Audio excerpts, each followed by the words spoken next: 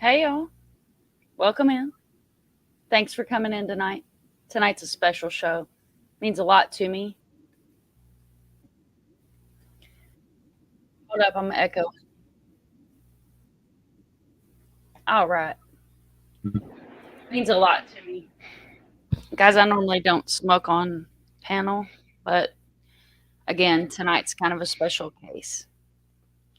So as many of you guys know that follow my channel and that are a part of my community and the community that I'm a part of know that Mr. Sunshine is a recovering drug addict.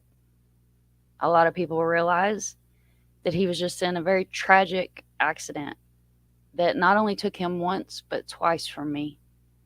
However, the higher powers above chose to let me keep him. So he wants to come tonight, and we're going to speak about recovery, drug addiction, life, life changes, and what happens when you choose to let your demons control your real life. I do ask for anyone that does come into chat, please be respectful. Please remember that this is a real person with a real story that sleeps beside me at night. Everybody is welcome. So, guys, I'm going to go ahead and introduce y'all and bring him up on panel. Here is Mr. Sunshine. Hi, everybody. Good evening. So, he's going to come in. I'm going to say hello to everybody that's here, and so he can kind of get a feel. He's never been on panel before. So, you guys be easy with him. I know this community is savage. So, like he says, "Hey, mate, can't wait for this. Looking forward to Sunshine's insight tonight. Be back in 98 minutes." So she came in and hung out with us. Sexy wild thing, Carol freaking Claus. Thank you so much for coming in. You know, you make my heart smile. Hello, my love, my love, my love. There's my dandelions. Welcome in, welcome in. And much love and prayers. Hello, crazy chicken lady. Welcome back. Good to see you. Hello, my dear. Hello, hello. Thank you, thank you, thank you. Got the fancy headphones going tonight. And Dandy does look good in blue. I love my beautiful mods, my beautiful subs. And hello, Crime Curious. Welcome in, my love. If you guys are not subbed up to Crime Curious, make sure you guys go sub up to her channel. And let's see if I can get this to work. And I'll go ahead and drop her channel while I am thinking about it. And then I'm going to let him take over and we're going to talk about recovery, addiction, and going to have a good discussion on how his road started. All right, you want to tell us how you got started in your world? Talk about just a little bit about where you're from. Yep. So my name's Craig. I grew up in Orlando my entire life. Um, it was beautiful at first when I was a kid, probably up until the seventh grade. I have a good family. I was in sports. I was on a good track. Baseball star, traveled the state baseball. Um, and I'd say about seventh, eighth grade, you know how that goes. You start hanging out with the wrong people, and I got expelled in seventh grade for drinking beer in the bathroom in seventh grade. Didn't get caught by anybody, but one of the kids that was in there went and told on all of us. So seventh grade, I get expelled with five of my buddies. And in Orlando, if you get expelled in school, they have this place called XL. So it's for kids for expel. My brother even got expelled. I have a twin brother. But anyway, so we go to XL. Luckily, I was good there. I completed that. My brother did not. um, so get back to eighth grade. I've smoked weed by then. I've drank beer and alcohol and started trying out other things. And so the first hard drug I ever tried was cocaine. And let me tell you, and to this day, I hate cocaine. Well, I don't do it now, but when I did, I just hate the way it made me feel. I'm the kind of guy who would be locking myself in a closet and peeping through the peephole. Um, but the first time I did it, I mean, first time I remember I did it, and I was just like, oh my god, this is crazy amazing. So I was hooked instantly. A couple months passed by. My buddy's like, hey man, let's go. Let's go. Have you ever smoked cocaine? Have you freebase cocaine? I'm like, you can do that? Yeah. So I do it that night, and then the next morning, my buddy's like, bro, you just smoked crack, and I'm like, what? Oh, never smoked crack. Oh, hell no. So that I told myself I'll never smoke crack. I'll never be like that. Blah blah. And I got kind of tricked into it. But from that point on, I mean, I was hooked. So probably from 17 to 21, 22, maybe, I was stealing stuff. Not I never, God bless, I never really stole jewelry or anything like that from my parents or anything like that. But I would, pawn stuff and do whatever. I actually contemplated robbing people at ATMs and doing crazy stuff just to get another hit. I mean, that stuff is insane. And anybody who's an addict, would know about that. So then I actually went to rehab in Sanford. It used to be Crossroads. It's Aspire Health now. It's down near the river. It used to be Crossroads. I actually did really good there and got off it. And then from there, I did good for about a year, but I was still hanging out with the wrong people. So not only the drug addiction got me, I actually, got in trouble for bar fighting, and actually, me and my buddy got into a fight one night, and it was his mom's car, and we ended up getting into a fight in the car because he was so drunk. He's like, I want you to just drive me to my house and you have to walk home. I'm like, I'm not walking home, bud. I tell you what, I'll drop you off at your house. I'll borrow the car, take myself home so we can both get home. No, no. So he hits me in the head with a beer bottle while we're driving right in Orlando, and I ended up fighting him, and I took the car from him. So I actually have a Grand Theft Auto charge. So all this together at the time is, you can imagine my parents and the whole situation. It was just getting out of control. Now, all that I went to jail for a little while, got out, I was clean, um, started doing landscaping over in Altamont. And my buddy, one of my best friends I grew up with, was working with me. He got me the job. Not going to say names, but what I'm gonna tell you is, so he showed me this. He said, "Bro, have you ever done a blueberry?" I'm like, "A blueberry? What's that?" He pulls out this little blue pill. Now, anybody about 15 years ago knows what that is. So Roxy. So he proceeded to say, "Well, have you ever used a needle?" I was like, "Never, bro. I would never do that." Just same thing like I said with the crack. But being my best friend and everything, I trusted him.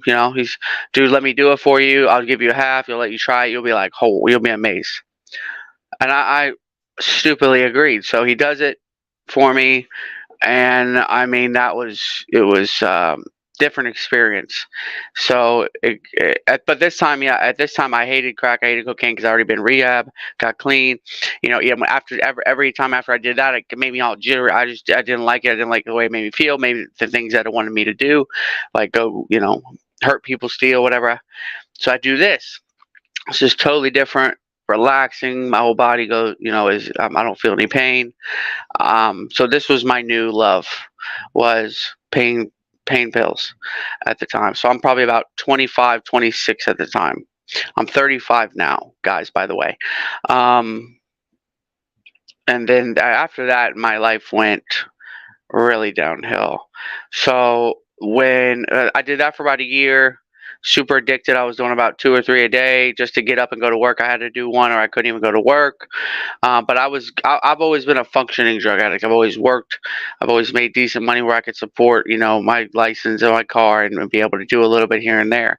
But that's it. Not being able to buy anybody things. My girlfriends and the other time, so selfish that you wouldn't even believe. So but I am a good person, so I know why people stuck by me. I never stole from my friends. I never robbed my friends. I never lied to my friends. That was one thing I never did either. I know God, but a lot of people did that to their friends. They screwed them over. They were so, hard up to get it. They would do whatever. I did a lot of that, but I never did whatever. I couldn't bring myself to do that to my friends.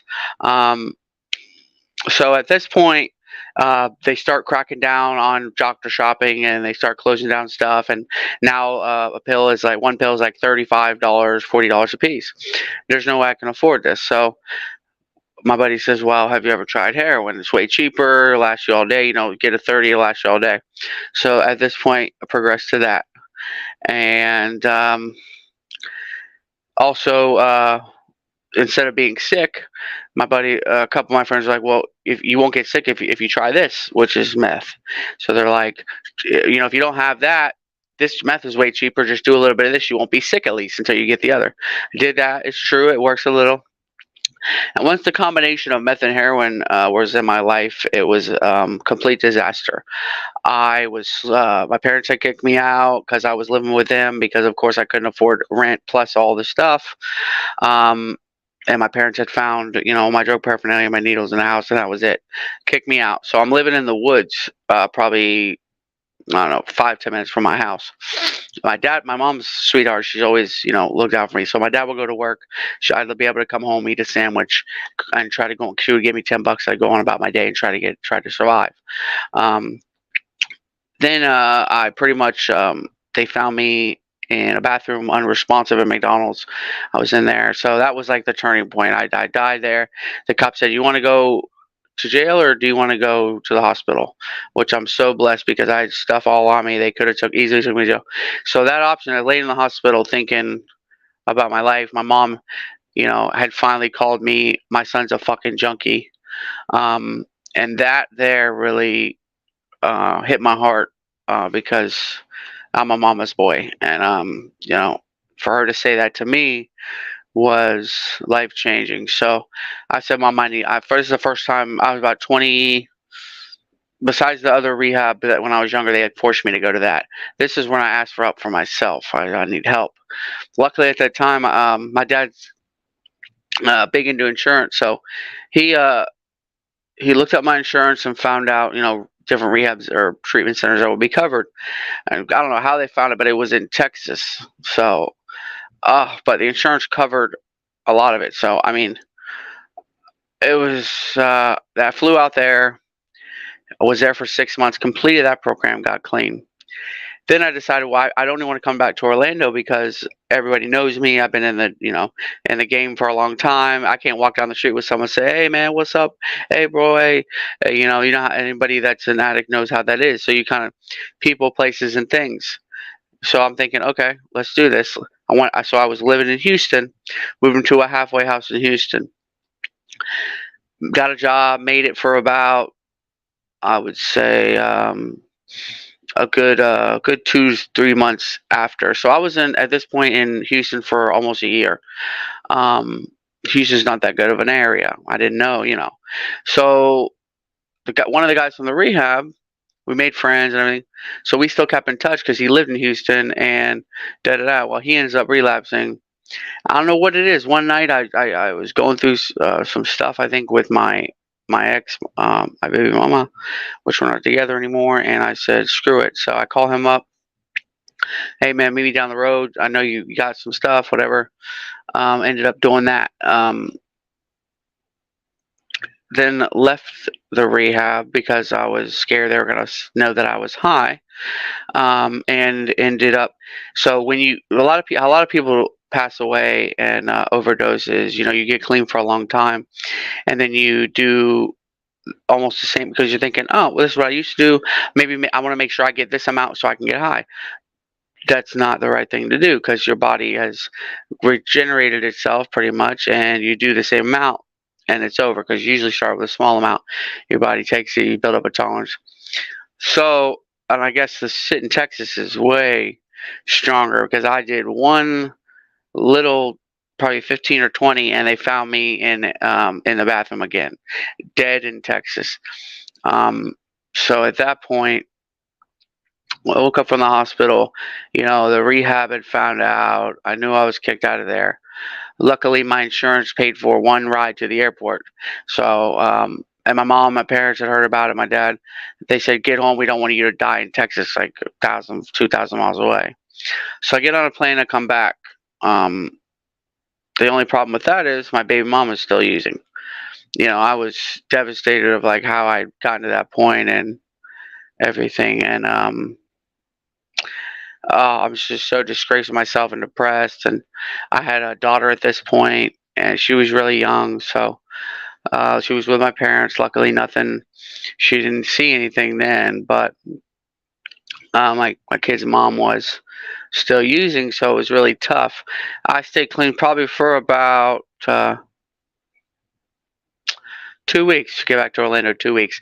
Now, mind you, because of me ODing and everything in Texas, and them knowing that I didn't follow through, I still wasn't allowed to come back to the house. So I really had nowhere to go, no job because I'm coming back. So, but my baby mom had a couple places, so we had a friend we were staying with living there. I got another job, but I was using like my regular self, going to work, being able to afford just enough to get high, just enough to get by, get her high.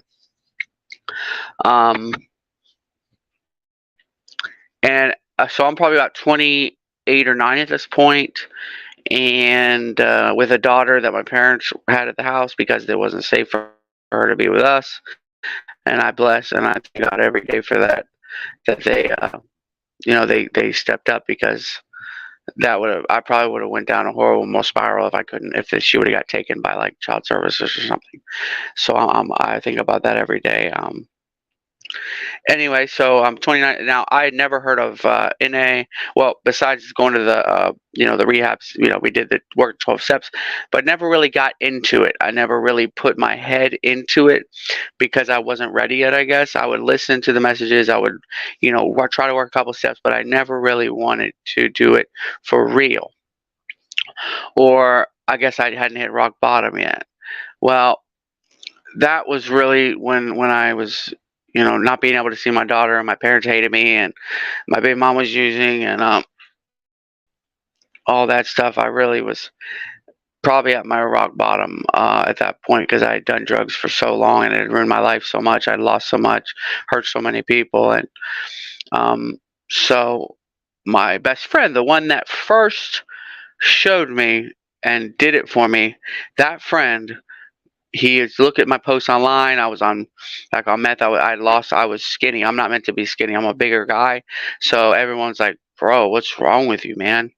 Like you look like three sheets in the wind, bro. You don't look good." I'm like, "Yeah, I look good. I'm skinny, man. Yeah, because you know, stupid." And he's like, "Listen, I just went through this detox. As soon as I get out of the detox, I heard about this place in Daytona called Solutions by the Sea." And I didn't know there were so many sober houses and stuff like that until this. He said, "Listen, go here." And my parents weren't helping at the time, so he's like, "My mom will pick you up, bro. You look bad. I don't want anything worse to happen to you. It worked for me. I'm here at Solutions right now. I want you to come here." So I said, "Okay." Go to the detox for 7 days, because you have to go to the detox first. Get a little slip, say you're good. You bring that there to Solutions by the Sea, and they will take you in. It's a huge rehab with like I'd say 150 rooms. They, pretty much that place really got me to the point where I was involved. I actually got a sponsor, called him, worked the steps. I was surrounded by 150 other people that most of them wanted the same thing. Um, and I got clean for the first time, like legit, got clean, worked the steps, you know, and it was amazing. I never felt like that in my life. Um, I mean, and I had almost died. I couldn't tell you how many times. Um, yeah, the picture there, that's Solutions. That's the front office. Amazing place, amazing people. Now there are like 4, 5, 6, 7 other sober houses in the same area. So if anybody really hears my message tonight and wants to take advantage of this, I'm telling you, it saved my life. It saved 2 or 3 more of my friends' lives. And I've still struggled. I'm going to get to that. But what it did for me was give me actual the real knowledge I needed to know. Hey, like before, I would never even think about before I got out. I would just do it. Now I stop and I say, "Wow, Craig, don't do this. You know what you're supposed to do. You know what you shouldn't do. You need to play the tape all the way through. What's going to happen if you do this?" And that's what they call it, play the tape. And all the way through, you actually look and you say, "Oh, I'm get high. After I get high, what's going to do? What might happen?" And it just it. This place was amazing. I probably was there for about a year. I got into tree work, which is huge up there. But the also problem with that is there's a lot of addicts. So it's just you got to be strong. I wouldn't recommend getting into it because it's so full of addicts. But I was doing that. Hurricane came, so we traveled to the hurricane. Um, Ended up going there, and that's so. After a year, I was clean for about a year. Went to hurricane hit. We traveled to go chase it to get trees out people's houses and do stuff like that. And I relapsed.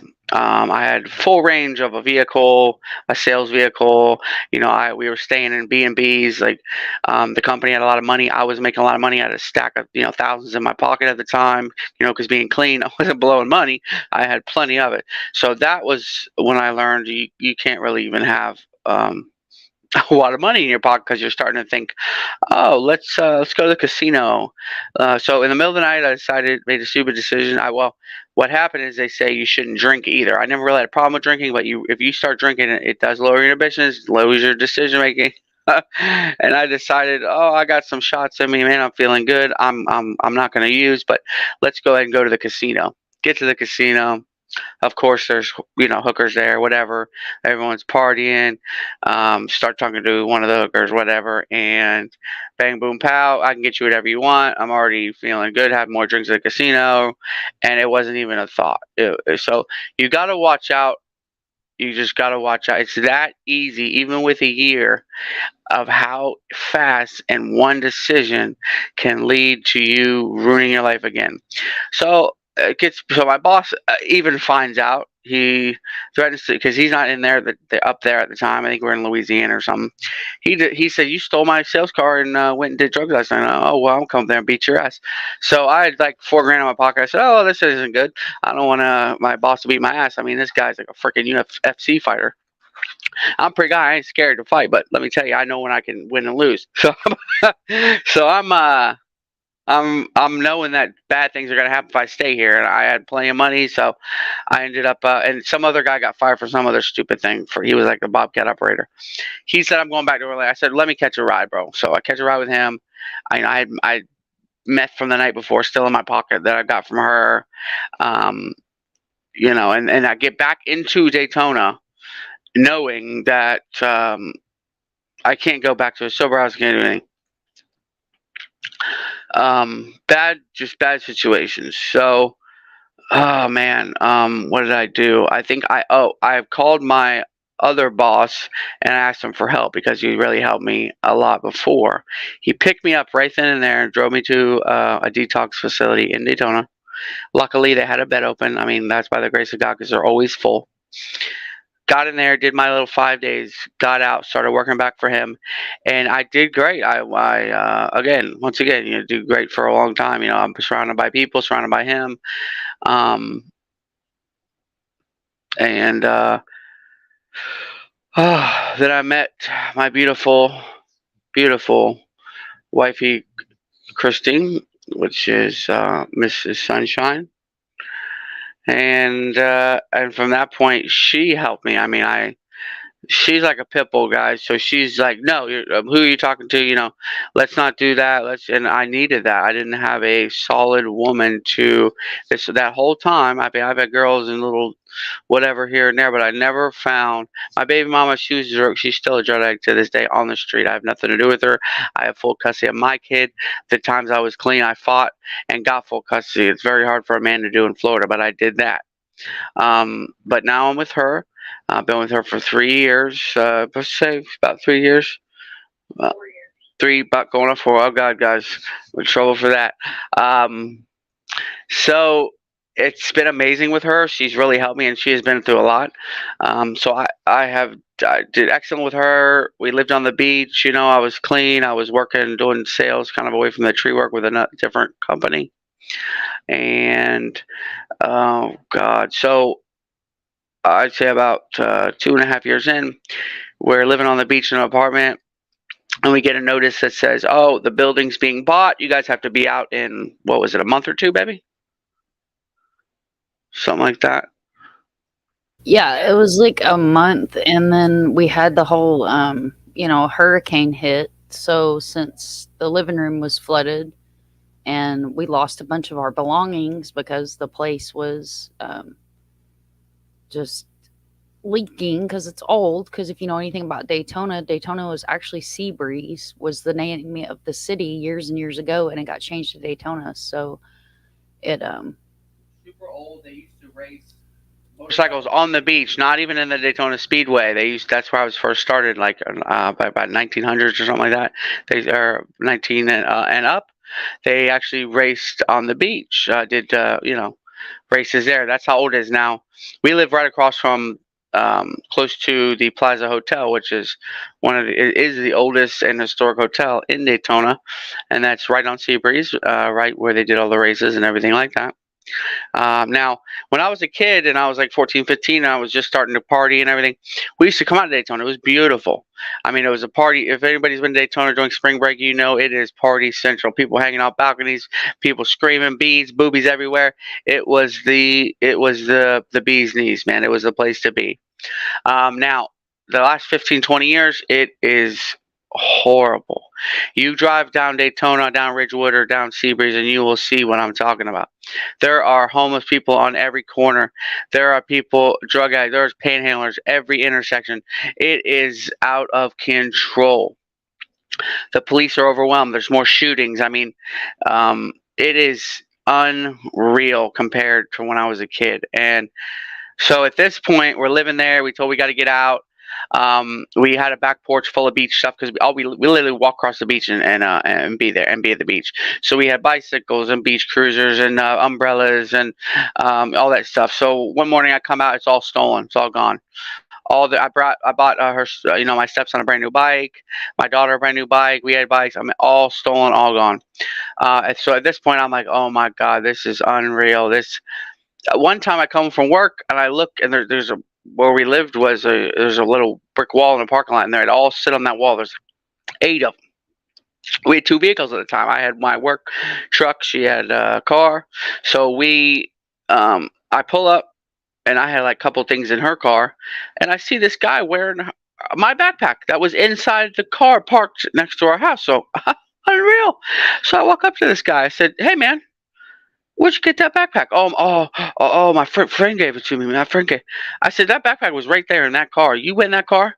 Oh no, man. He takes it right off and gives it to me. My friend gave it to me. My friend gave it to me. I don't know. He just gave it to me. He's not here. Give him my backpack, punk. So I get the backpack, and then like that was like 3 days later, all the stuff got stolen off my back porch. That was the last straw. So I see some guy with some of the stuff. So I confront him. I ended up punching this guy in his head really hard, almost knocked him out. Because I was, what else do you do? Because he started talking shit to me, and his wife, oh my God, you're gonna kill him! Oh my God, him and him are homeless. Homeless wife, oh my God, you're gonna kill him! You killed him! Oh God! So she calls the cops. I go to jail, guys. I'm clean. I'm clean at this point. I'm not, doing anything. But it's the fact of the matter is that's how I was raised. Somebody steals all your stuff like that. What are you gonna do? Just let them do it? No, you're not. You're gonna confront them. Well, the guy was not smart and wanted to talk smack, so I showed him smack to the head. Anyway, going to jail for that. So I'm like, I go to jail for that. I'm like, we got to get out of here, baby. I can't do this. I'm gonna end up going to prison. You know. So we actually left before we needed to, and unfortunately at that time we were looking for places. I was working in Jacksonville, so we're kind of like, let's just move to Jacksonville, get away from Orlando, get away from Daytona at this point. And I get a phone call. We're like literally looking at places, and I get a phone call. My dad just had a massive heart attack. I'm like, oh my God. So I'm going like, me and Christy are going. I mean, we're talking like a buck 40 in the Stang down, getting back to Orlando, and get there. He made it. He saved his own life. He actually said, "I don't feel good, honey. I think I should go to the hospital. By the way, let me take 2 aspirins." He walks into the emergency room and falls out right there. They were clear and like saved his life right there. Now, if he hadn't have done that, he wouldn't be with us right now. So he's older. I grew, nice. We have a big property, 5 acres with a house. So my mom had asked me, come back and help out at the house. He can't do anything. He can't be outside anymore. 5 acres of lawn is a lot to cut. 4 vehicles is a lot to wash. I mean, a bunch of other stuff. So I'm taking care of all that. So I move. Me and her move, and which is kind of perfect at the time because we wanted to, So we come here. We come here, and we we start doing real good. So I get a new job back in Daytona because that's where all my connections are. Not doing true work, doing some other stuff. And I mean, I was rising up, doing being a supervisor within 6 months because that's how I am. I do have really good work ethic, in sales and work and building construction. I used to build houses, remodel Bob Evans. I used to travel the country and remodel Bob Evans. So I'm pretty skilled in that area. Um, so then I'm getting a message from my baby mama. I still try to help her here and there, send her some money. She's out in the streets here in Orlando, and she's still my kid's mom. So there's nothing that I still have compassion for her no matter what.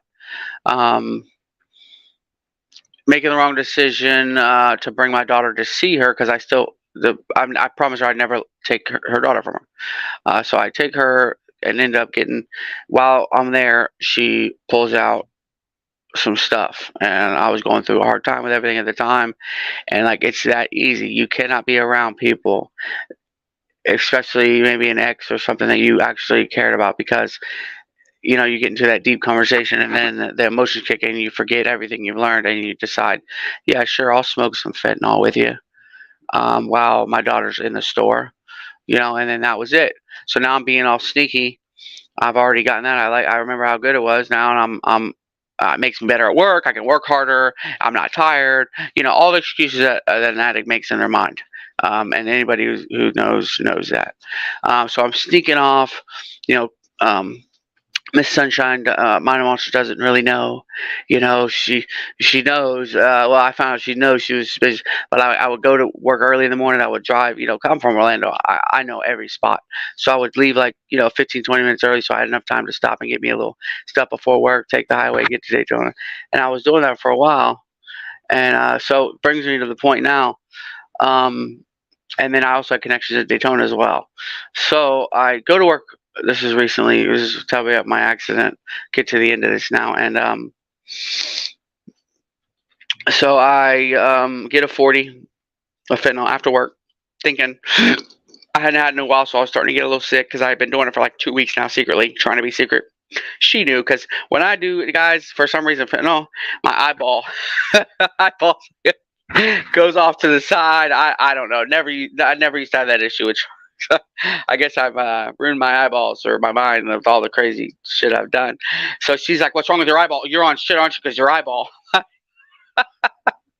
I guess so. But anyway, so now at this point she's suspicious. Now it's getting harder on me emotionally because I'm feeling bad. Oh God, I messed up again. It's a nasty cycle, guys. But let me tell you. So I do. This is the main part of it. So I do my 20. I guess now the friend that I get it from was always like, "Craig, you're crazy. You always do way too much. You should do a little, and then see if it. But I'm feeling like shit. I just want to I just want to get right and feel better that day. So had a hard day at work. So I do it. That's the last thing I remember. I remember snorting half of it. Okay. I have pretty good tolerance this time. I'm not really scared to do a lot of fentanyl because I've done all these drugs for so long. I really do have a high tolerance. It's never affected me like that. Now once I did that, that's the last thing I remember. I don't remember getting back in my car. I don't remember driving down I-4. Well, supposedly I made it all the way to from Daytona. I don't even and listen to this. I used to take 415, which is a 2-lane highway. It's one car coming this way and you're going that way. And it's by the grace of God that day, for some reason, I took I-4 because let me tell you. So I'm driving. I don't even remember. I make it to I think Orange City and Deltona area. the witnesses say I was swerving across the highway, so they were following me. They're like, "What's wrong with this guy?" And they said, I guess Mina Monster was on the phone with me the whole time, and she was arguing. That I don't remember any of this. Um, I witnessed that I was swerved off. All of a sudden, I just swerved off, and there was a parked, broke down car right there for some reason. And if it wasn't for that broke down car too, I mean, God had my back this whole time, because if that parked car hadn't been there, I swerved off. I guess I'd finally passed out, nodded out of the wheel, and I went off into the median, and that car stopped me. I smashed into that car at about 75 miles an hour, no seatbelt. Went under the dash, crushed everything. I mean, you can imagine a no seatbelt. The steering wheel was bent in. I've never seen that in my life, and that's probably why my ribs got broke. Um, Hemorrhage in the head, fractured neck, two broken legs. My feet exploded and it was sticking out of my leg. Two lacerated knees. I was bleeding to death. A shattered hip. Now, luckily, the witnesses jumped right out. They got me out of the car because I guess the engine was on top of me. I have burns on my arms from the engine. Um, and literally an ambulance was 5 minutes away. Now, I hadn't been for that. They gave me blood transfusion, keep me alive. They said I died there on the scene. By the grace of God, like I said, someone's got my back, because how was the ambulance that close? Why did these people stop immediately and help me pull me out from getting burned and whatever? Also, why didn't I take 415 that day? Because now if I would have swerved off and hit somebody head on, I could have killed somebody else, and I definitely probably would have been dead. So all these factors, there's a reason I'm here, and there's a reason, and that reason I think is telling my story and letting other people know that this is not a game, this is not a joke, this is for real. And all the work that I put in, all that, it doesn't matter. This stuff happens at a blink of a second. Do you think I will? Hold up just a minute. Sure. Okay, so only facts. I welcome you in, and I did star your comment, and this is about his story. So I know you're new to my channel, and I know how you found me, and I appreciate you coming in. I appreciate everything you do. However, he came to tell his story. He's actually clean, and he's getting to the part of how he got clean. On the screen, you guys will see this is Mr. Sunshine in traction. So you can go if you'd like to, but if you want to stay and listen, as I said, I started your message, and I'll be more than happy to jump in and let you know. So you guys see that he's in traction here. So when he had his wreck, I was on the phone with him. So I not only heard the crash, I heard the paramedics, the fact that he was non-responsive and DOA when and the ambulance got there, and how he got detox this time is because when he was put in ICU in traction, as you guys can see here on the share screen, they filled him full of methadone. And hitting a parked car on the interstate at 85 miles an hour did a whole lot more for him than Suboxone, because I have nothing against people that use Suboxone for recovery. If that works for them, it's great. With Mr. Sunshine, Suboxone is actually a gateway drug, and he uses it in between being able to be sneaky and get high. So now he is 100% drug free, and my website was the next thing I was going to share with you guys. It should be coming up in my Nightbot here, and I'll drop it in my Nightbot so that way, or I'll drop the link so that way. And we're actually going to share my website as well. So if you'll scroll up into the earlier chat, we were speaking of Solutions by the Sea, which is a really great recovery place. They also have meetings and other things. That's here in Florida. And we also dropped their link, and their contact information was also on screen. So I appreciate you being here. If you have already left, then bye. I'm sorry that you didn't have patience to listen to his story. But now we're to the meat and potatoes and the reason we're here tonight. Again, you see him laying in a hospital bed in ICU. He broke 80% of his body, and now he's full of steel and screws. He's been pieced back together. It's easier to tell you what's not broken. So that's how he got clean this time. You can go ahead. I just have to get this. Yeah, pretty much. And not only just that, something about getting clean. It's knowing that I died, and it's just time. Like, there's a reason for it. I don't even look at it as a negative thing. I look at it as a positive thing. Of it had to slow me down, because if something like this had to happen, or I would never actually have the time to reflect on all the time I laid in the hospital bed and thought about it. Of God, what have you done with your life? And it's just time to do it. Unfortunately, it took something like this to do it, and I'm doing it. And yeah, I would always fall back on Suboxone. It did help, but being completely clean and waking up with nothing. Yeah, I am taking the regular pain pills for my bones. That's like 5 milligram with 325 things of Tylenol, which is nothing. I mean, I laugh at it, but it helps give me just enough where I can stretch my leg, try to do my physical therapy and stuff like that. And that'll be nothing for me to get off because, of course, of all the stuff I've done. So I have no like stress about that. Um, yeah, if you guys have any questions or anything you want to, go feel free to ask. That was my story. Uh, I hope it inspired people to actually really think and take action if you want the information for solutions. If you have somebody that is struggling, I'm telling you, saved my life, saved my friend's life, gave me the tools to. I still have people that I can call, and they will be here within 2 seconds if I need them. From that community, from the NA community, there, it's amazing. The best. I mean, we went on campouts. I mean, it was fun being sober there. So yeah, any questions or anything like that, I'll give it over back to my baby, Mind of Monsters, and I'll still be here so we can talk about some other stuff. We also, what we're trying to do is I'm going to get involved more with her advocating.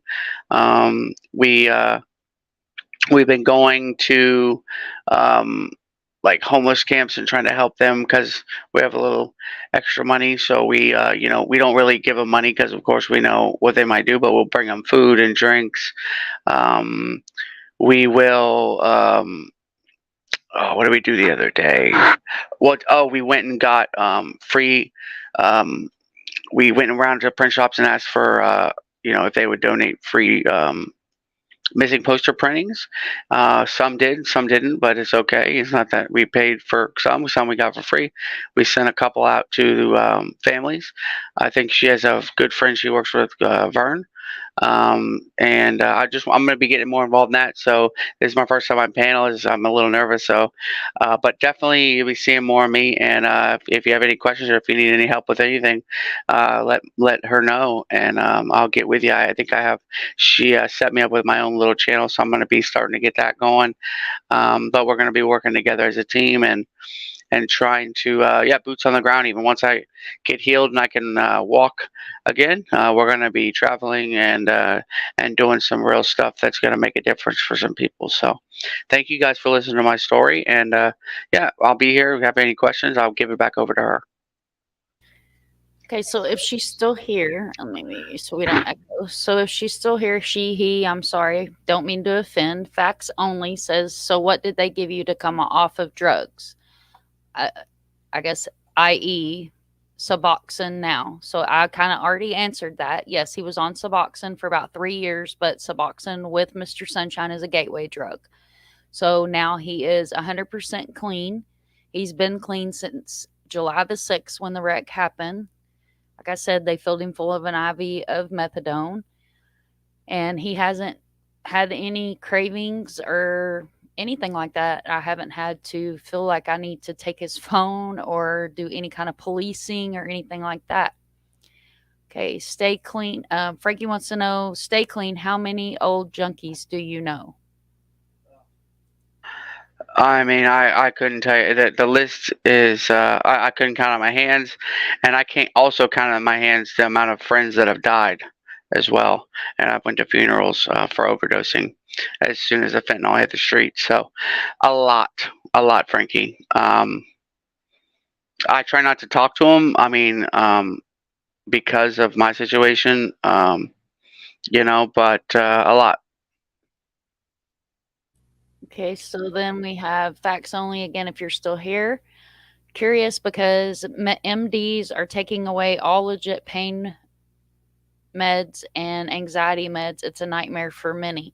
And that sadly that's true. Like even because he has a history of drug use when he came out of the hospital with let's see, it's probably like I said, it's easier to tell you guys what's not broken. So traumatic brain injury, blood on the brain, two lacerated kneecaps, and that means his kneecaps were cut in half.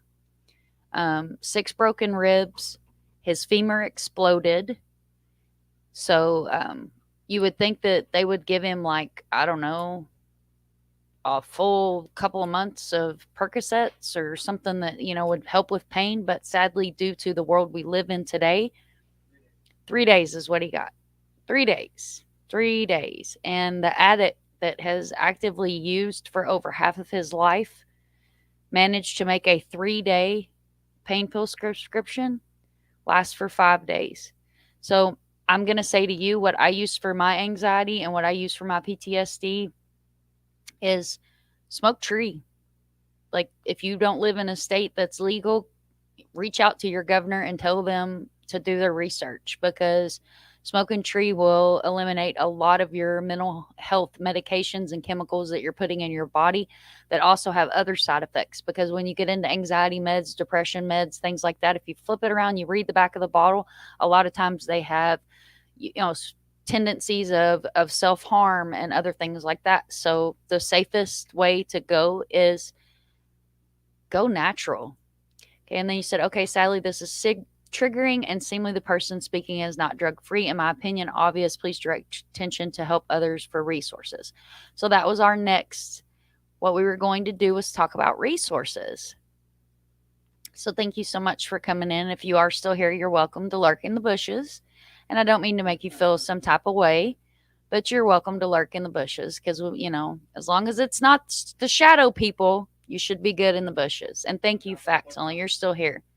So you mean CBD, THC, or salvia. Stay away from salvia. Watch some videos on salvia. Watch videos on what salvia does to you. Salvia might as well be that K2 or whatever that crap was that people were smoking, the spice and things like that. That stuff's no good for you. THC, CBDs. If CBDs are what's legal in your state, then you can get people make CBD soaps and oils and other things like that. Oh, sativa, yeah, that's a lot better than salvia. Stay away from that mess. Definitely don't want salvia. So on the screen here, I did want to share. This is the pitiful Pitbull. He was actually rescued from Solutions by the Sea, and he is Mr. Sunshine's emotional support pet. And he actually has helped a lot with him being able to come home and be in recovery and still be indica. There you go. There you go. Get you some tree, like edibles if you don't smoke. Like, I'm not promoting smoking. If you don't smoke, get some edibles, make cookies, make can of butter. Like, there's so many things that you can do, and just take it in and relax and get your mind straight. Because when you go to put in Suboxone and all these other chemicals in your body, and this is my opinion, guys, if it works for you, it works for you. But it's a gateway. It's a gateway, because what happens when you can't pay the $400 to go to your pain management? What happens when you can't pay? From Suboxone. It is a pretty much synthetic heroin. So it's really, yes, it got me off of the other stuff. Like, I wasn't doing the hardcore stuff and I would just take it and be good. But when it comes down to it, it's just another drug. I mean, you can literally do a lot of it and get high off it. So it's really not being completely clean with yourself. I mean, it does help to detox you if you start weaning yourself off and stuff like that. Most of the time, the inner drug addict is going to be like, oh, no, I don't want to take a little. I want to take the whole strip. And it's just not. It did help. Now, anybody who's on it, I do not knock it, because it did save my life as well by making me not go out and go in the streets and get shit and do the hardcore, all that stuff. But you eventually want to get off that too, because it's just synthetic drugs. It really is, guys. So if you can wean yourself off that by taking a strip, then a half a strip, then a quarter of a strip, then a piece of a strip, and you can do it, do it. So it's very addictive, and it's yeah. I consider it now not being clean. If I was on Suboxone, excuse me, if I was on Suboxone, I would consider myself not fully clean. But I'm again not knocking people who do it because it does save lives where you're not shooting up fentanyl or doing heroin where you can overdose. So yes, if it's working for you, continue. By God. But yes, that's my opinion on that.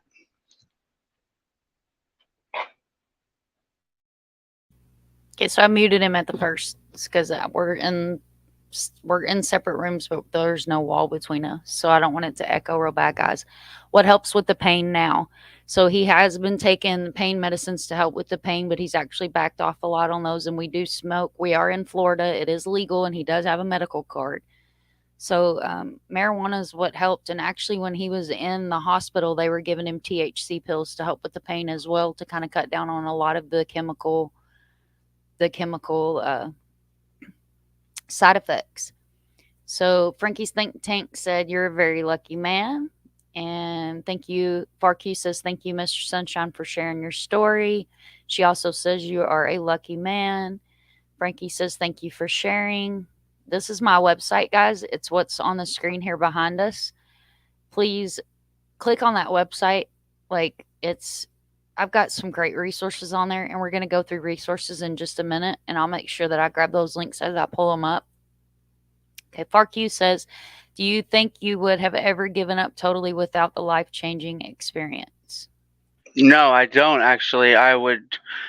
No, I don't, and that's why I needed this to happen, even though I'm so hurt and everything. I believe it happened for a reason, because I was living fast. I just wanted, to, I was actually at a really good job. I just got a promotion. I was using at this point right before I got into the accident. So I was like on I wasn't paying attention to Mrs. Sunshine. I wasn't paying attention to my daughter like I should. I was just thinking I was invincible doing these drugs and got promotion where I had salary finally. I can take care of everybody. That I just wasn't thinking where I was hurting people and everybody I thought nobody knew. Everybody knew.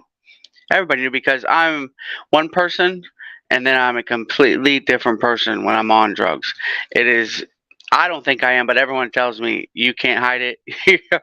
You're like a wild animal.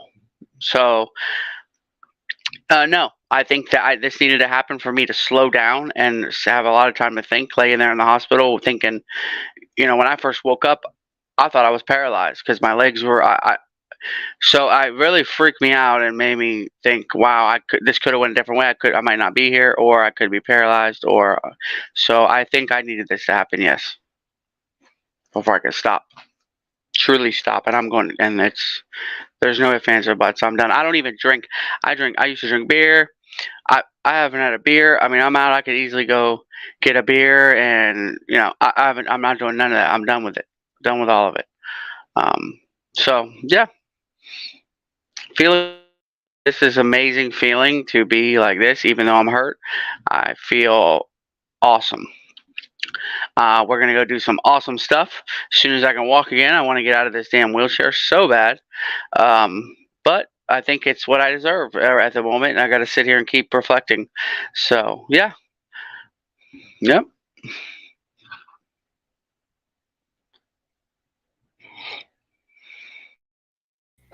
Okay, was the dose of IV methadone July 6, 2023 to now?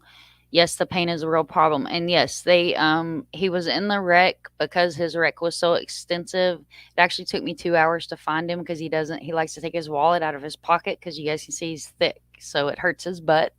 So he went into the hospital as a John Doe. It took me 2 hours to find him. Apparently, he was very verbal with the paramedics, letting them know that he was a drug addict, that he had been actively using that day. But however, I don't know if there was a disconnect. So when I got there and they finally let me in the next day and I was able to actually go in, I was like, why are you guys not detoxing him? He's laying there like convulsing. I'm like, why are you guys not detoxing him? And they're like, oh, he didn't have anything in his system. Well, that's because all of his blood, he pretty much got an oil change. So his blood was not the blood they were testing completely, so they weren't able to see that. But yes, he was the shot of methadone or the IV. It was a little bag. It was about less big. Was on July the 7th or 8th, and what has kept him clean is the fact that a man that does labor and has a great family and a beautiful daughter, he almost lost all of that. And he's done really well. And I really think that this, sometimes it takes a good swift kick in the hind end to be able to understand and realize what you're going to lose, what you're going to lose out on if you don't straighten your act up, because he'll tell you, my car was packed and I was gone. One more, just one more, and I couldn't take it anymore because I've put up with so much. I mean, those of you that know my channel, I do a lot of content uploads because when you have an active drug addict living with you and you're in a relationship with that person, you can't trust them to go live because you never know what's going to be said in the background. So, yes, so the pain is a real problem, and I say that if you live in a legal marijuana state, contact your doctor. If not, contact a canna doctor and go and sit down and do, the consultation and tell them exactly what's going on with you, and they're going to give you the strains that are best for you. They're going to tell you exactly what works better for you and what you're looking for as far as pain relief, anxiety, and what strain works best for you. As far as a branded tree, what we use is either Satura or True Leaf. They're two of the best um, medical marijuana that we've purchased from. I mean, I hate it that it's medical here and not recreational, but either way, it still takes that whole evil monster out of the, because you guys, if you know me, I'm a recovering addict. I have 25 years clean, and you know I I'll tell you what got me clean was pulling my head out of my hand and realizing I had a 2-year old that needed his mom. So you just have to look inside yourself, find what's best for you, and always know you're never alone. There's always people there. There's always people that are there for resources. She says, I mean, CV. Okay, we already went through that. I missed some of the comments, so I scrolled back because what helps with the pain now? So now what helps with the pain is he is taking his pain medications, which they're not very strong. He's got tab fives and smoking, and that's really the only thing that helps. Also, the Neurontin it's a nerve blocker. So that's really been helping a lot too. So that might be something you might want to look into, that is still a narcotic, but it's not like something that that's a known, it is, I believe it's addictive, but either way. And you also have to be careful with like pain management as well. Cortisone shots work for some people, but it's, you have to find what works best for you and get a sponsor. Even if you don't feel like you're a drug addict or you don't feel like you want to put yourself in that category of people, get yourself a sponsor and have somebody to talk to, somebody that's willing to openly listen to you without any kind of judgment or anything like that. You're talking about treatment for real pain, not to get high. Agree, Suboxone is harder than to come off the opiates. So for real pain, like I said, contact your physician and find out what strain of marijuana would be better for you. The THC is not to get high facts. Yeah, I mean, if you're smoking for purposes, you're not going to be sitting around going, "Oh man, I'm so stoned," because you're just going to be like, "Oh, I don't hurt anymore," or "My brain doesn't feel like I'm in a blender." So I mean, that's what works for me. That's what works for him. I've kind of turned him into a pothead, so that's what's working for us. And needed names. So, like I said, Neurontin will help, but you definitely, like, I'm not a physician. I'm not giving out any kind of medical advice. I'm just saying what works for us. But make sure that you do reach out and talk to somebody. Did you ever think how lucky you are that you did not kill someone in the crash? I'm going to let him take this one. Every single day, because that would have been a completely different story. Completely different. I mean, and that's what I was saying at the beginning of my story about that. I mean, it's like everything happens for a reason. Thank God I didn't take 415 that day, or it's a 2-lane highway. Thank God that at that second that I drifted off the interstate into the median, there was a car there to stop me, because if there wasn't, I would have went off into the other side on I-4 into oncoming. So every single day, I thank God that there wasn't even anybody there changing the tire. What if there was some guy changing the tire on the broke down car? Even that. So I know that, again, that somebody had my back there, uh, the man above, and I'm so thankful. I mean, there's not words to explain, and the feeling that I have too, that all that came together, and then, like, I mean, it's just amazing. What are the chances of there being a car the exact moment I passed out or whatever and drifted off into the median? I mean, and stopped me. What are the chances? That is like a million and one that the car was right there. I mean, think about it, right? It's crazy to think about. So absolutely, I think about that all the time. Um, there's not words to explain it. There's not words to explain it. I definitely have a lot of time to reflect and think about this stuff, and I got a whole new lease on life, and I'm pretty serious right now because I'm telling my story and everything, but I'm gonna be coming a lot more. You guys will get to know me a little more, and we're gonna have fun, and we're gonna enjoy life, and we can all work together. If anybody has questions, or anybody listening feels like they need help, or they want someone to talk to about drug addiction, um, or God, or any kind of serious issue, I'm here. Get with Mrs. Sunshine, and she will give you the right info. You can call my phone, and we'll do it anytime. I mean, I'm talking. If you need to call me at 1 in the morning, I'll be here, um, because it's that important for someone to have someone to talk to, and to stop them, from making a bad decision that could ultimately change their life or end their life. So yeah, I'm here for you guys. I'm here for anybody who feels like they need to ask more questions, or talk, or get info for the sober houses, detox centers, anything like that. I'm here. I'm the guy. I've been through it for years and years and years. I know every in and out of how it works. So yeah, I'm here. I'm here for you guys. For anybody.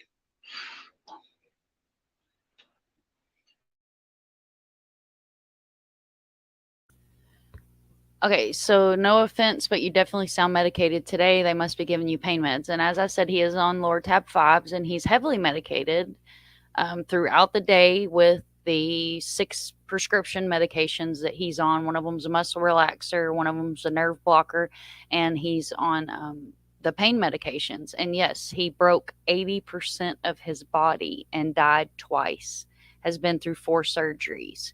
So he is currently taking pain medications. And I think it may be my accent, so I apologize. I am from Western Kentucky. And no, I questioned why they were not detoxing him. He was laying there with having withdrawals while he was in a medically induced coma. And I did not understand why they were not detoxing him. And it's because in his records at Halifax, they had not put in there that he was a drug addict. So I highly questioned why he had not been detoxed because he was literally laying there in pain. Okay, I generally ask the bud tender what my current needs, the strains, and their functions. See, there, Dandy is OG. Like Dandy knows. Like Dandy's a good one to reach out to. Please name the meds prescribed. Oh, I haven't danced around anything. Facts only. I'm so glad you came in here. Thank you so much for spending time with us tonight. And as I said, honey, I know where you come from and I know what community you come from. So I appreciate you being respectful in my chat because I don't do drama in any way, form, or fashion. I do stand up for what I believe in, but I don't do drama. But thank you for being here. So meds prescribed are baclofen, which is a muscle relaxer as slash pain reliever, Neurontin, which is a nerve blocker, and Loratab, which is a pain medication that are all being prescribed through a physician. So that's the pain medications that he's on. Oh, and I'm also giving him Advil liquid gels because he's supposed to take pain pills like every 4 hours, but like today he's had his pain pills twice, and he's been up since 6 o'clock this morning. So he's doing really well with not overusing. And Dandy is always handy. Love me some Dandy. Cortisone. Cortisone helps your hips. That's what I was telling him the other day. Is when we start with pain management. Again, because he is an addict, we do have to do this the correct way and through the correct channel. So he is going to a pain management clinic, and I told him, I said, that's probably what no, the pain meds prescribed. That's what he was subscribed. So I hope I cleared that up for you. All right, cortisone will only work for so long. It breaks down tissues and administered, frankly. Oh, I did not know that. You need to see your doctor for some information. Exactly. Like I said, get with your doctor, and they'll be able to direct you. Because again, I'm not a doctor by any means whatsoever. FARQ says she will catch up with you later. Yeah, I know FARQ has reached out, and I'll make sure that he gets in contact with you directly. They are necessary for pain. They are necessary for the pain that he's going through right now. Because I shared the photos of him. You're welcome to go on my channel and see all the shorts and things that I put up, because I did document his road to recovery on my channel. It's called Pain Management. Sounds like the doctor knows his history and will make sure they don't abuse them. He needs positive people surrounding him, like negative comments. Exactly. Positive. We're big positive around here. So that's like answer Lore tab, Soma, and Neurotin. Yeah, yeah. Like I said, that I apologize, facts only.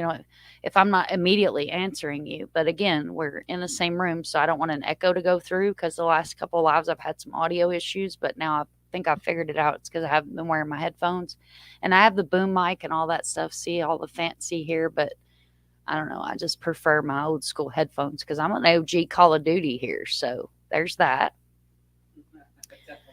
All right, so let's go ahead and pull up this. I want to go ahead and share. I've already got it pulled up here. So this is my website, guys. The link has been dropping. This is the homepage, Mind of Monsters with Sunshine. This is what we do. It's true crime here. You hit this little button, it takes you straight to my YouTube channel. Here's hotlines. So we'll go ahead and go through hotlines real quick. We have National Child Abuse Hotline. There's the numbers. The crisis text line. Go ahead and throw that into the chat, so that way that's on the chat here, because this is kind of what we're talking about. So it's wanting to grab both of those. Don't want to do that. Well, we'll do it like this. So let me go ahead and grab this, and I'll drop that in the chat real quick because I feel like that's important to be in the chat. So that's the crisis hotline. You can text, or you can hit that up. All right, what else we got here? We got the depression hotline. So that's an easy one to remember. 1-800 don't cut.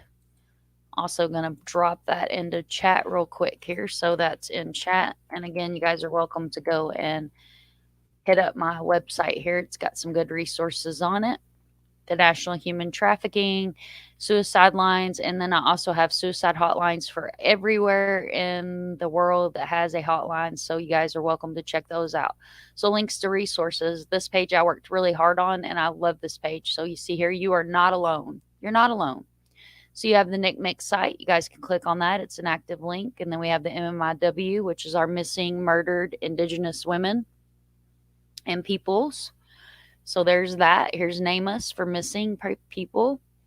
We have the Child Safe Kit, Texas. Here's all runaway helpline, 1-800 runaway. It's a great resource. The Black and Missing Foundation. And then here's the AA website. That's also on my website. I'm going to drop that into chat as well. Perfect. So there's that in chat.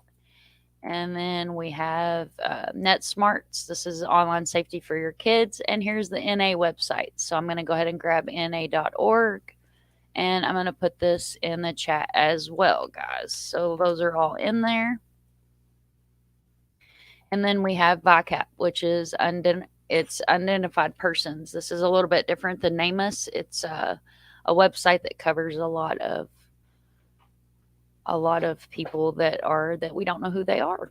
So there's my contact information. You guys, my contact information's on my channel.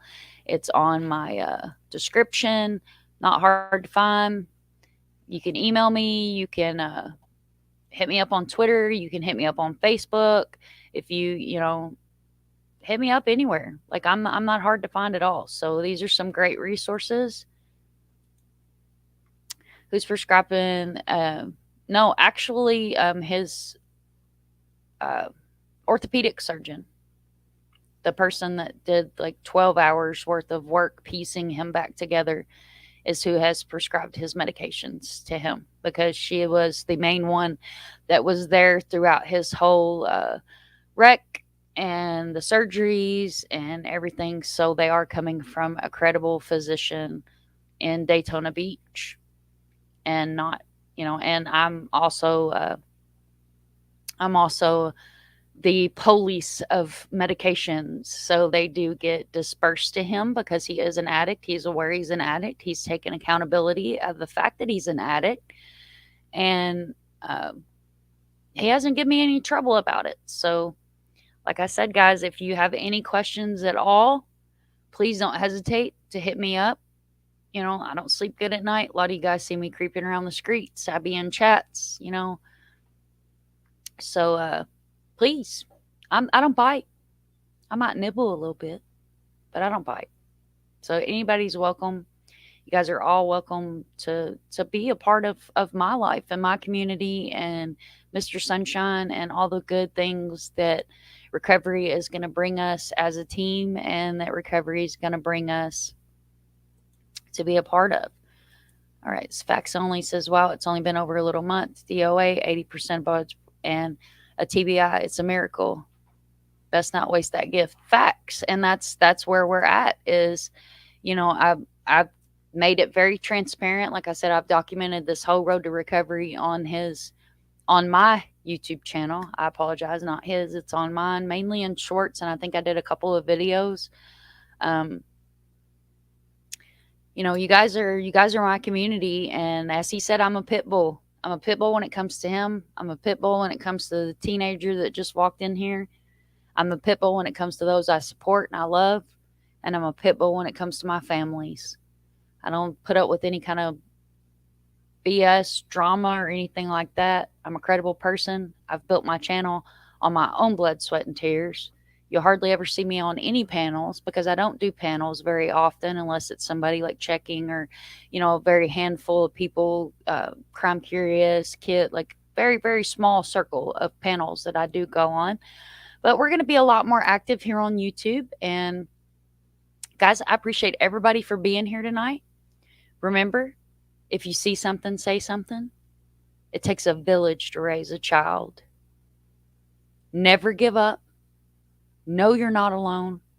And know that there are resources out there. And there are people that want to help. And people that want to be there for you. And if you feel like you're struggling, if you feel like you're going to relapse, do me a favor. Call your mom. Call your dad. Call a friend. Call the pizza man. Call somebody. Call me. Hit me up. I'm not hard to find. If you don't have a Twitter, I'm on Facebook, Mind the Monsters. Send me a message. Comment on my post. And we'll talk. I'll sit and talk for hours with families. I'll sit and talk to you for as long as you need to talk. Just make good choices. Be a good human.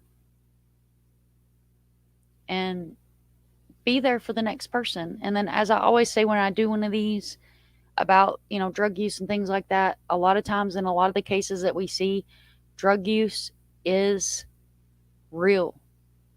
It is a part of a lot of these cases because it's a demon and a monster of its own. Hence, I did change my channel name from True Crime and Sunshine to Mind of Monsters because I feel like that's what I do around here, swim around in the minds of monsters. I thank all my brain pickers for coming in tonight. I thank all my beautiful mods for being here. Appreciate my replay crew. Love my replay crew. You guys are awesome. I appreciate all you guys. And so does Mr. Sunshine. And he appreciates everybody for being here and everybody for listening to his story, because it was very important for him tonight to be able to come on here, actually make an appearance on panel, and tell his story. Does anybody else have any other questions or anything before we end this live? Because I have a Twitter space at 8, and I would like to go and self medicate outside and partake of some tree myself before I do go to my Twitter spaces tonight. And so we have another question. Mute that.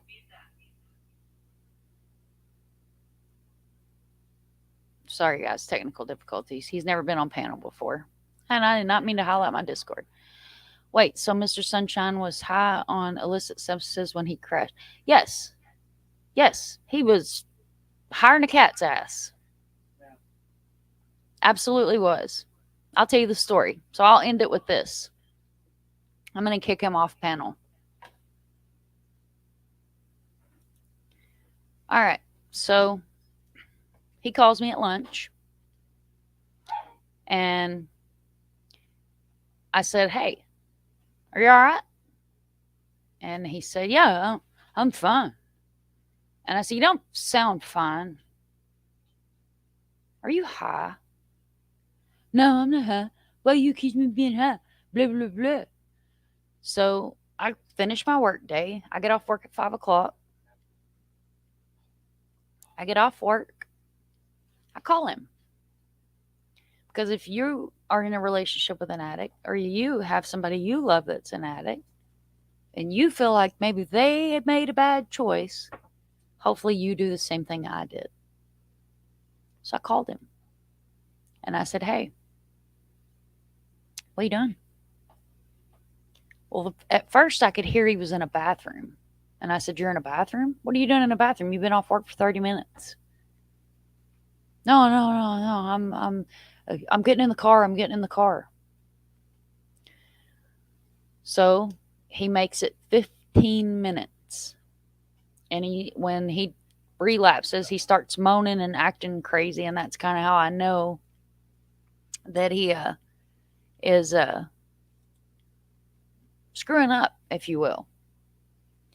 And he said some moaning, inappropriate stuff. And I literally laid my phone down on the table to walk over and untangle my little red wiener, because she'd got her lead tangled up in the water hose. I don't even know how. I come back, I pick up my phone. When I picked up my phone, this is what I hear. No.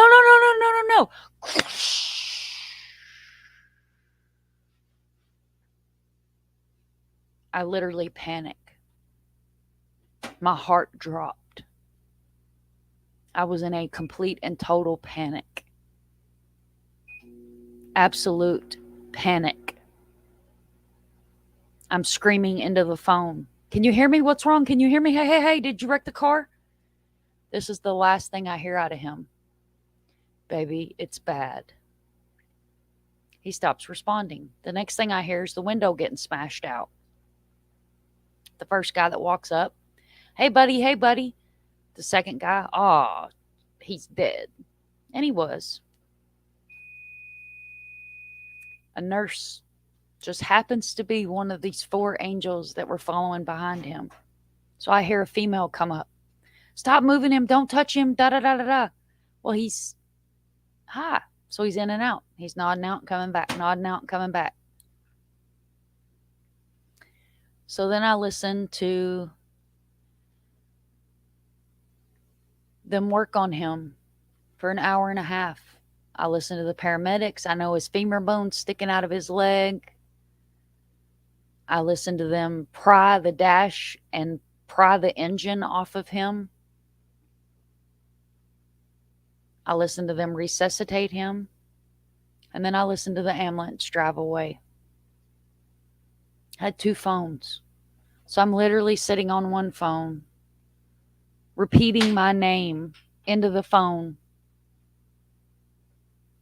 Please, if you can hear my voice, please pick this phone up. I'm his fiance. Please pick this phone up. Please pick the phone up. I'm probably in the floorboard. I don't know where I am, but please pick the phone up. His father and his mother had went to West Virginia for 4th of July. At the moment that I heard the crash happen, I looked down the driveway and his dad's pulling in. Now, keep in mind, guys, he drives a 2021 Nissan Sentra. They don't take head on collisions very well. But that morning, he was going to take my car. My car is a 2007 Mustang. My engine's a hell of a lot heavier than his. And I honestly don't know if my car would have crushed like his did. The engine was sitting in the front seat of his car, and the steering wheel was bent in half. That's what broke 6 ribs, 3 on each side. They actually match. It's talented when you break the exact same ribs practically on both sides. Took me 2 hours to call around and find him. His dad and me working together, networking to find him. I get to the hospital. I sit there for another hour before somebody will tell me something. The cop comes outside and tells me he's going back into surgery. So he had 2 surgeries within the first 2 hours of being at the hospital. The first one was to clean him up. The second one was to try to stick all the metal in him and the X bar and everything to hold him together till they could do the surgeries.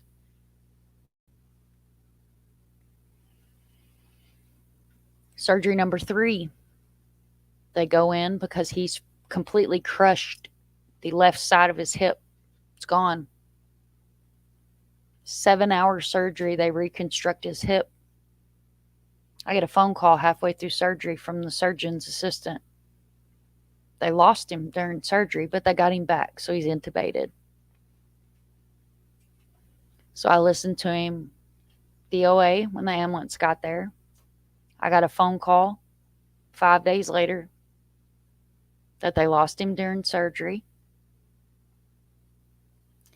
And then because this man has such extensive drug history, they had to use ketamine when he came out of these surgeries.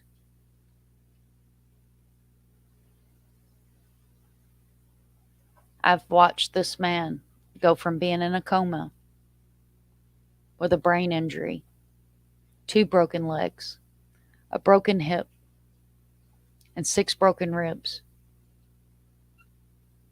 to now I have to make sure that the stick's in the door so he doesn't escape outside, because my cup runneth over, guys. 3 days ago, I live in Florida. We went and took him outside to take a shower. He weighs 245 pounds. He passes out on me outside on his potty chair. So I call 911 because he's gray and he's unresponsive outside. And I can't transfer him to his chair if he can't help me. So I call 911. I had half of the police department, fire department, ambulance here. So the gift that keeps on giving, his car crash, his recovery, passes out on me, has an episode trying to give him a shower outside. And lo and behold, what happens? The ambulance wrecks into our fence on the way out and takes out about 8 foot of fence. So his wreck caused a wreck. Nobody was hurt. And the guys were really apologetic and come up here and was like, we're so sorry, blah, blah, blah. So, like I said, thank you so much for everybody being here. Thank you for all your patience with me as a creator. Thank you for understanding what I've been going through for the past month and a half, and still trying to be an advocate and do the right thing and be a part of my billboards and a part of my missing community And I even did a live while I was at the hospital with him for Christopher Topher Avery. He was found deceased. My prayers go out to his family. So I try to be here for everybody. And I try to be a credible source that's loving and is here for all. Again, I appreciate everybody for being here. And if you have a Twitter, even if you don't have a Twitter, you can just come and listen. I'm pretty sure, unless they changed it with the update with all the X's and all that mess going on.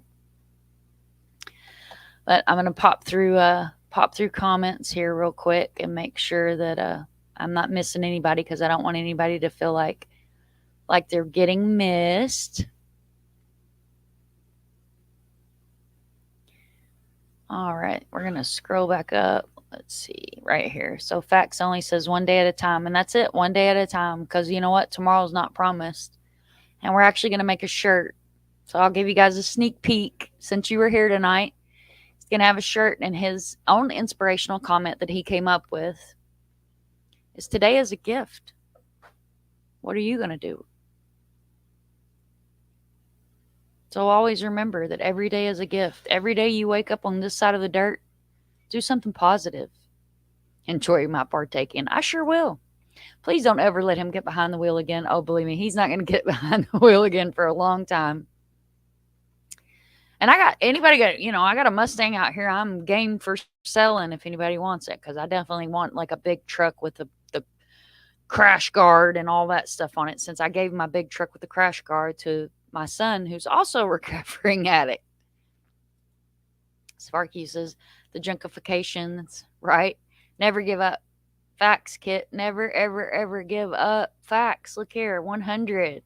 Pay it forward, Mr. Sunshine. And that's what we're planning on doing, is paying it forward. And this was his first step of being able to, yes, ma'am. And Kit, you have my number too. You have my personal cell phone number. Like, that's not my YouTube phone, which I still need to give you guys the phone number for it. That's my real cell phone. So you can call me anytime, love.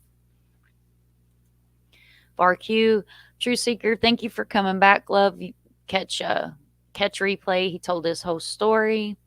You just noticed that you're pushing the billboards. Yeah, absolutely. I've been doing the billboards. Actually, Michaela Standridge, Desiree Kappas,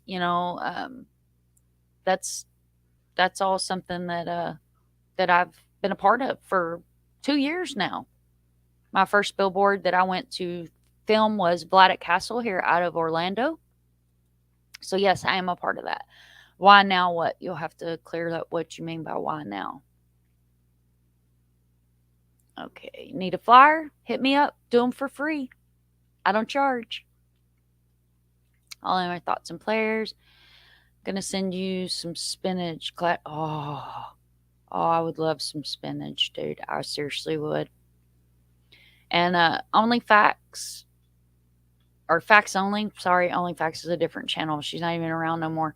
I'm gonna hang out here for a second, play my end. So if you want to tell me what you said, why now? Because I'm confused as to what you're asking me. Are you asking about billboards? Or are you asking about recovery?